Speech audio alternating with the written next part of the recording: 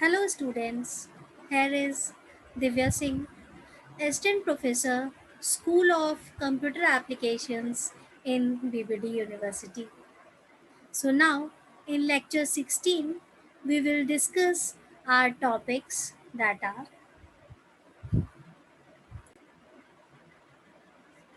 information publishing, web browser and HTML.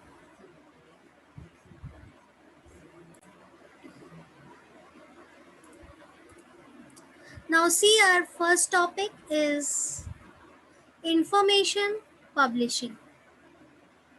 The large part of the growth of the World Wide Web can be attributed to its ability to integrate a variety of information seamlessly from distributed servers.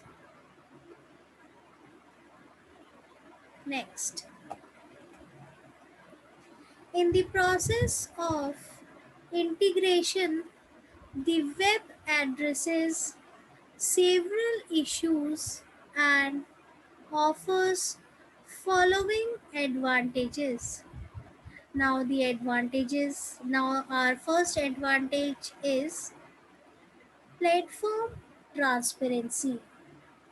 Access to the web is through a piece of software called the browser, regardless of whether the browser is running on the Windows, X Windows, or Macintosh platform.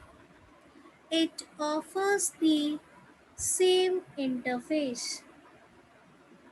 Next,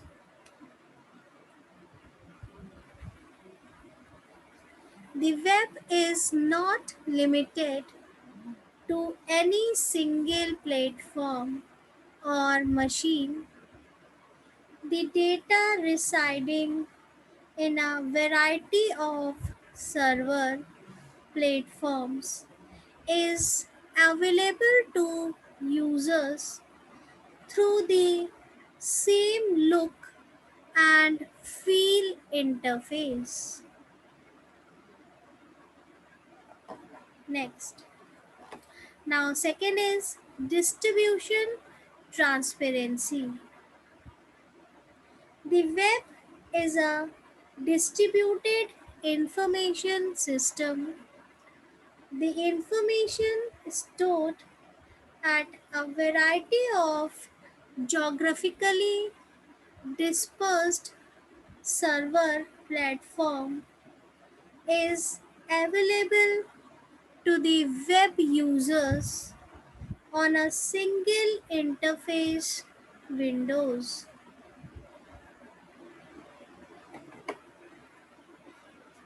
Next, a page displayed on the browser screen may contain text coming from an IBM server in New York, an image from Windows NT servers located in Delhi, and a background audio clip from a Linux server in Lucknow. The distributed nature of the web enables it to successfully provide so much information stored in thousands of servers located across the globe.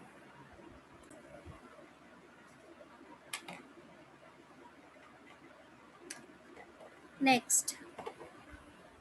Now the third advantage is information type transparency.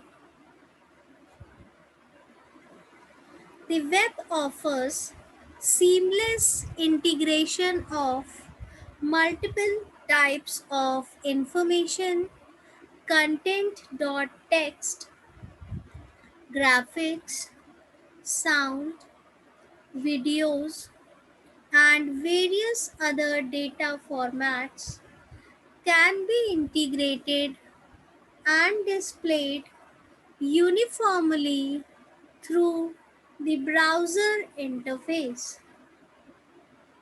It can integrate a variety of information content stored on distant servers through the hypertext mechanism.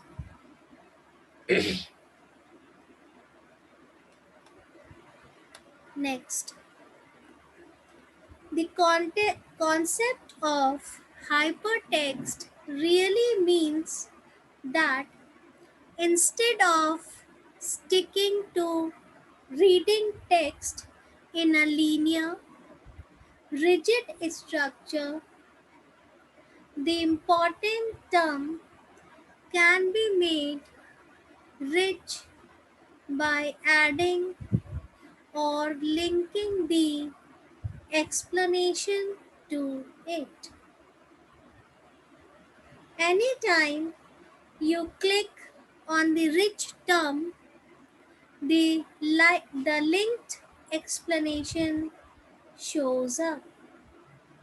Some commonly used examples of the hypertext systems are HyperCard on Macintosh, helps on MS Windows, and AnswerBook on Sun Microsystems.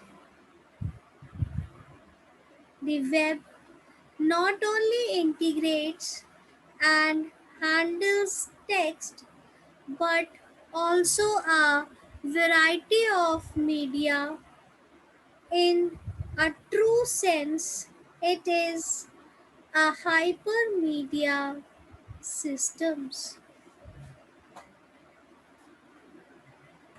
Next, fourth advantage is interactive. Information browsing on the web is based on selecting and clicking on links. Clicking on links retrieves and offers additional information on screen. A simple interaction on the web can lead one to a maze of information.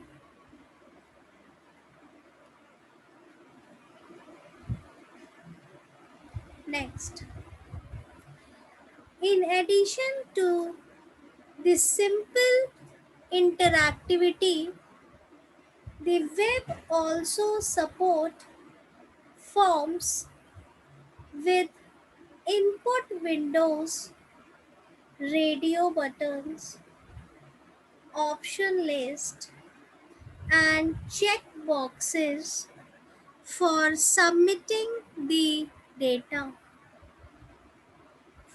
Web servers can collect the input information from users through the form mechanism, add it to a database, update the database, or provide customized information depending upon the inputs.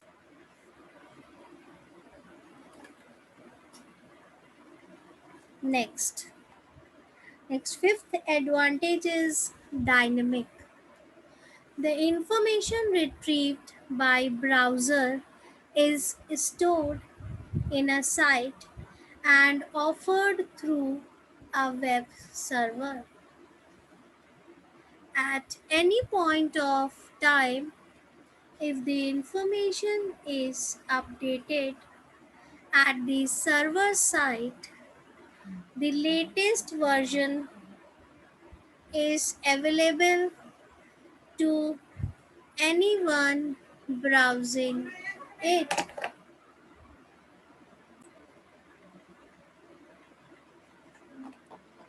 Next, unlike published documents or books where every new versions editions to be distributed physically, web publishing does not incur any cost of reproducing copies.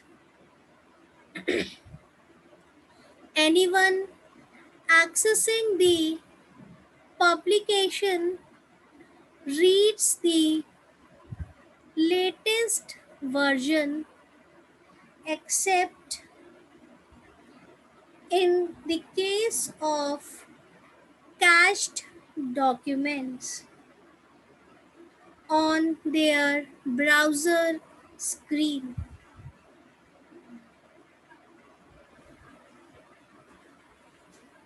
Next, now sixth advantage is graphical navigational. The capability of web to integrate the display graphics, text, and other multimedia formats in colors on a same page is probably the reason for its gaining popularity over such a short span of line.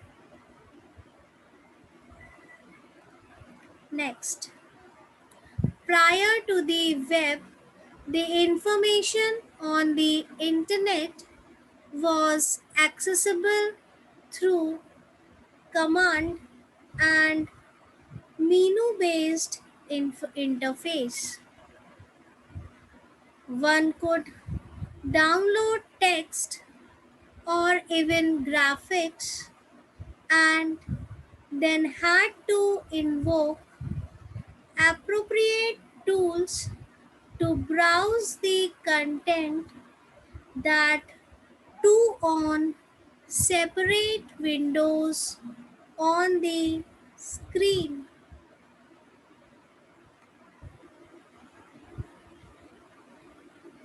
Next, the web has made it possible to browse multimedia information on the same page. The hyperlinking mechanism has also reduced the task of navigating through the information to point and click. A user can jump from pages stored on one server to another server just by clicking on links.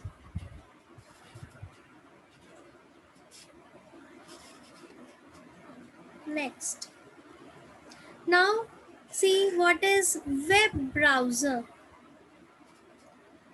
Web users access information from web servers through a client program called browser.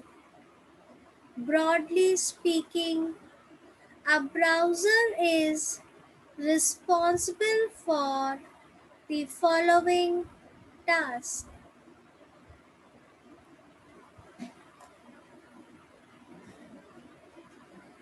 The first task is to accept a URL and retrieve the document specified by the URL. In the process of retrieving the document, it passes the URL into its components, that is, the protocol, domain name, port number, and document name.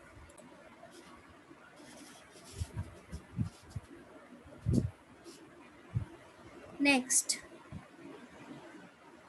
the client program connect to the web server specified by the domain name and port number, and subsequent conversation in HTTP retrieves the document.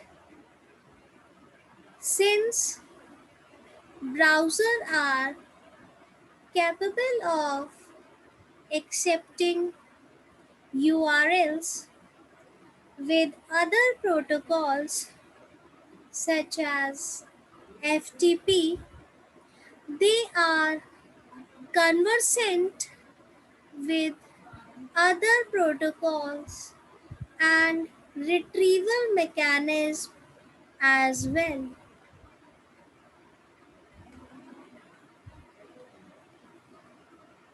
Next, however, most often browsers deal with HTTP and as a result retrieve documents written in the hypertext markup language, that is HTML. A HTML document includes in its structure text, hyperlinks to other documents, image, and multimedia information.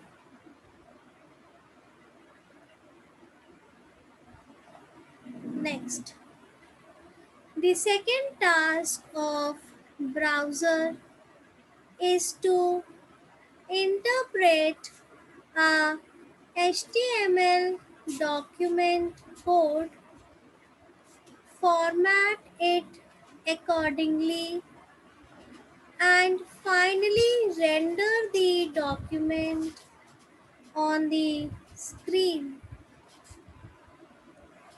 In the process, it may have to manage the rendering of various image formats, multimedia information, and links to other documents as well.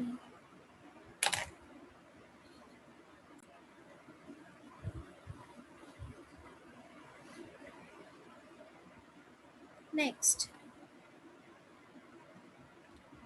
the earliest, most popular client program for the web was developed by the National Center for Supercomputing Applications, that is NCSA, at the University of Illinois at Urbana-Champaign.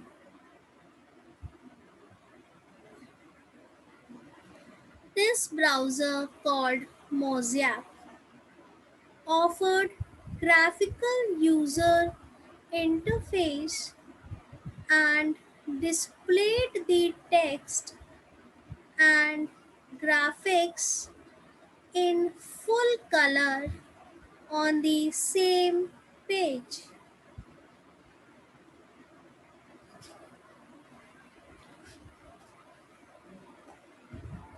Next,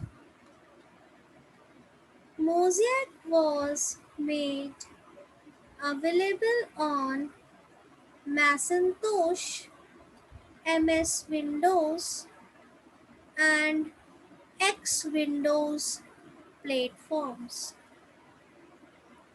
The browser for all the three platforms mentioned above can be downloaded from the site, that is ncsa.uiuc.edu.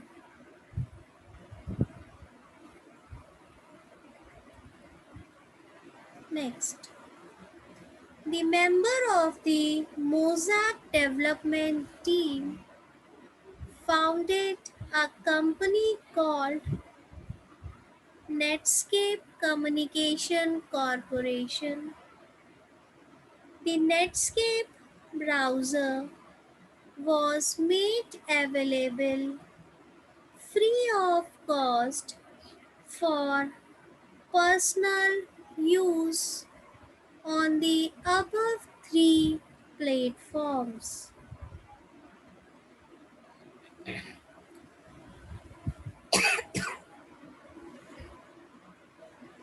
Next,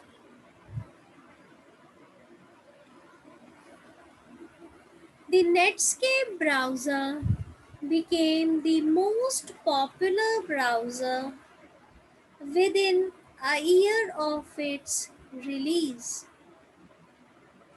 It was later acquired by America Online and still remains one of two major web browsers in the internet space.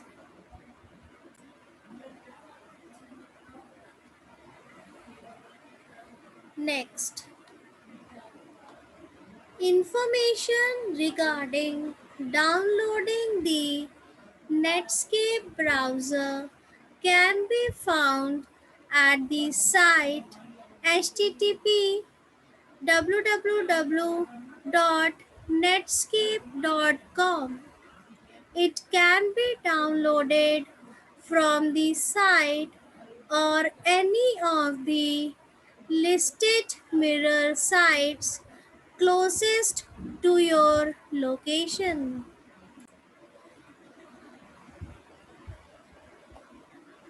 Next, the Internet Explorer of Microsoft is another popular browser based on the Mosaic source code.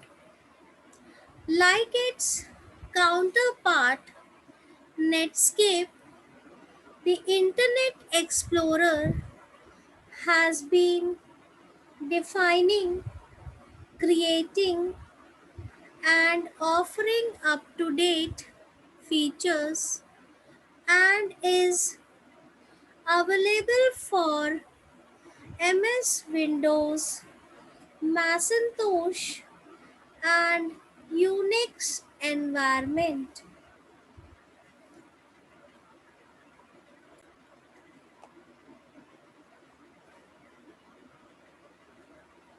Next, a web browser, commonly referred to as a browser, is a software application for accessing information on the World Wide Web.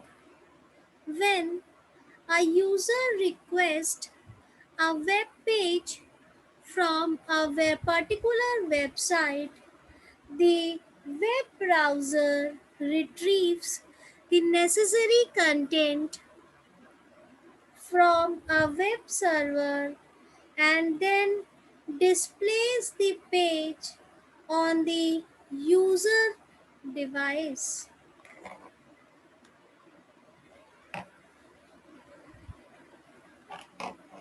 Next, A web browser is not the same thing as a search engine, though the two are often confused. For a user, a search engine is just a website that provides links to other websites. However, to connect to a website server and display its web pages, a user must have a web browser installed.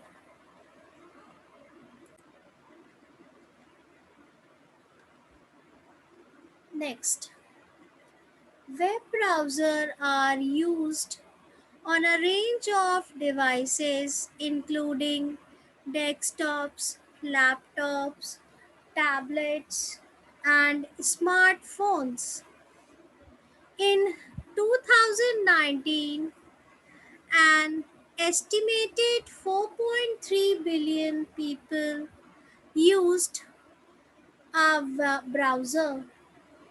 The most used browser is Google Chrome with 64% global market share on all devices, followed by Safari with 18%.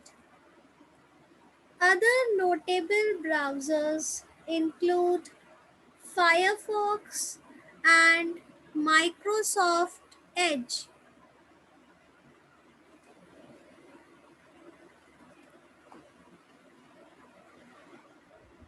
Next, now see what is HTML, that is Hypertext Markup Language. The hypertext markup language, that is HTML, is used for writing web documents that are interpreted and rendered by web browsers. Back in the early 80s, IBM developed the concept of describing documents by their elements.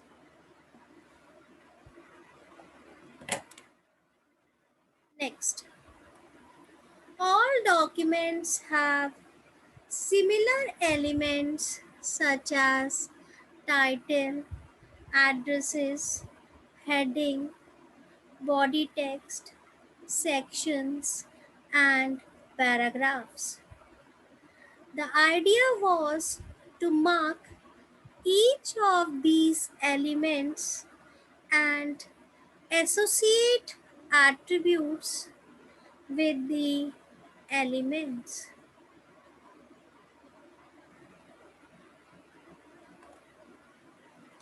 Next, as a result, hardware and software independent documents can be created and displayed on variety of platforms with similar effects. IBM called the documents description language, that is DDL, generalized markup language, that is GML.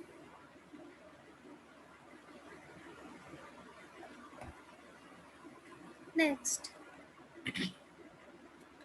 the International Standards Organization adopted the concept developed by IBM and produced the ISO 8879 standard for creating standardized platform independent documents. The new ISO standard was called Standard Generalized Markup Language, that is SGML. The Hypertext Markup Language HTML is a subset of SGML capable of defining a hypertext document.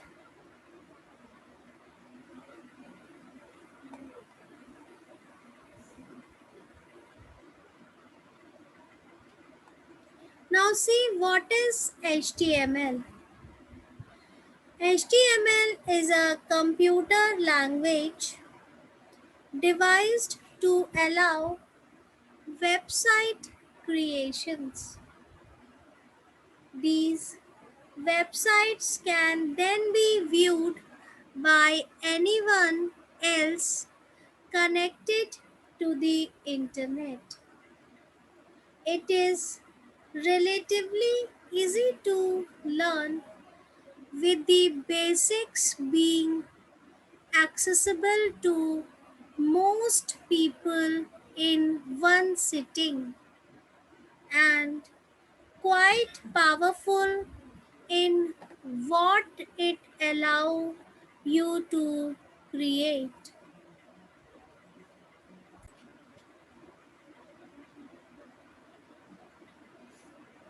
Next, it is constantly undergoing revision and evaluation to meet the demand and requirements of the growing internet audience under the direction of the WWWC, the organization charged with designing and maintaining the language. Next. Now, what is the definition of HTML in hypertext markup language?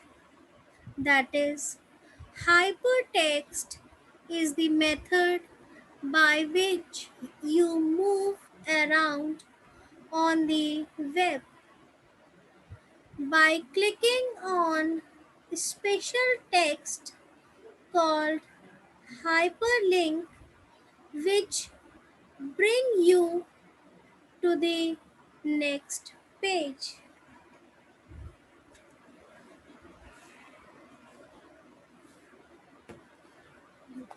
Next, the fact that it is hyper just means it is not linear. That is, you can go to any place on the internet whenever you want by clicking on links. There is no set order to do things in.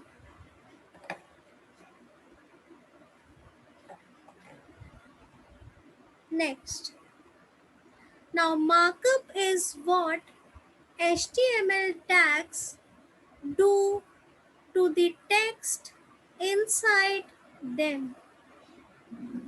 They mark it as a certain type of text, that is italicized text.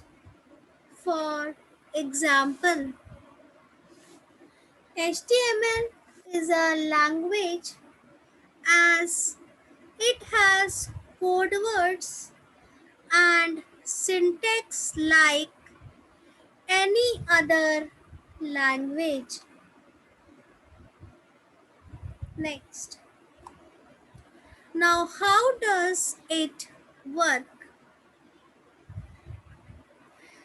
HTML consists of a series of short codes typed into a text file by the site author. These are the tags.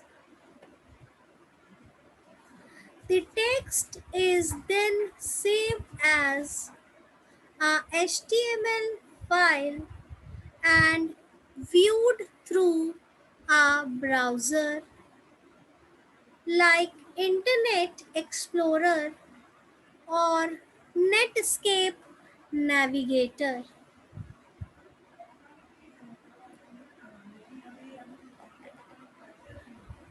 Next, this browser reads the file and translates the text into a visible form, hopefully rendering the page as the author had intended. Next, writing your own HTML entails using tag correctly to create your vision. You can use anything from a rudimentary text editor to a powerful graphical editor to create HTML pages. Next, now see what are the tags up to. The tags are what separate normal text from HTML code. You might know them as the words between the angle brackets. They allow all the cool stuff like images and tables and stuff just by telling your browser what to render on the page. Next, different tags will perform different functions. The tags themselves don't appear when you view your page through a browser, but their effects do. Next, the simplest tag do nothing more than apply formatting to some text like this. Here, B, these words can be used to do bold. In the example above, the B tag were wrapped around some text and their effect will be that the contained text will be bolded when viewed through an ordinary web browser.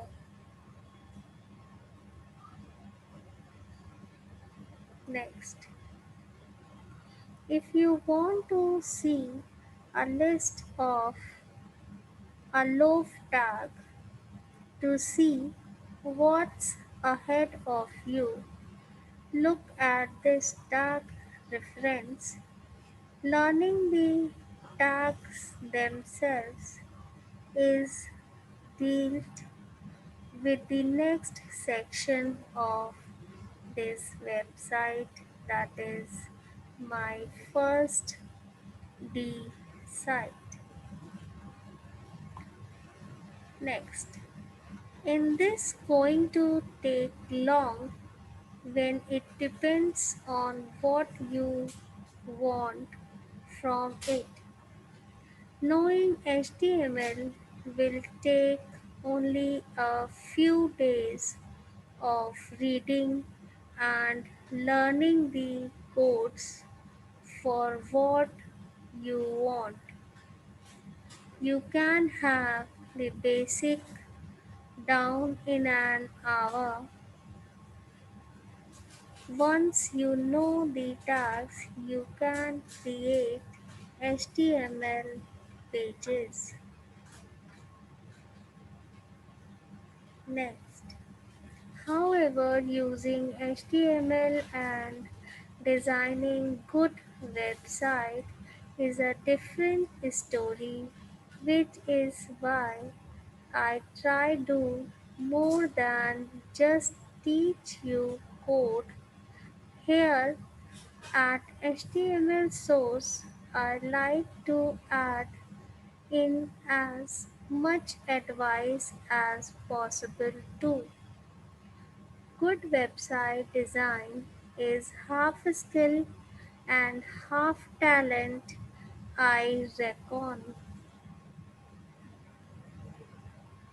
Next, learning techniques and correct use of your tag knowledge will improve your work immensely, and a good understanding of general design and the audience you are trying to reach will improve your website chances of success. Luckily, these things can be researched and understood as long as you are willing to work as it so you can output better websites. Next, the range of skills you will learn as a result of running your own website is impressive. You will learn about aspects of graphic design, typography, and computer programming. Next, your efficiency with computers in general increase. You will also learn about promotions and your writing will be probably improved too as you adapt to write for certain audiences. Next, do I have to be online all the time? That is, not all, not at all. You can code your entire website offline, storing it all on your own computer, and then just transfer all the files onto the web. Then, whenever you have new content, you just add that to the existing online version of your site. It's really quite simple. Next, is there anything HTML? But since, but since making websites became popular and need increased, many other supporting languages have been created to allow new stuff to happen. Plus, HTML is modified every few years of make way for improvements. Next, cascading style sheets are used to control how your pages are presented and make more pages accessible. Basic special effects and interaction is provided by JavaScript, which adds a lot of power of basic HTML. Most of this advanced stuff is for later down the road, but when using all of these technologies together, You have a lot of power at your disposal. Now, thank you for listening.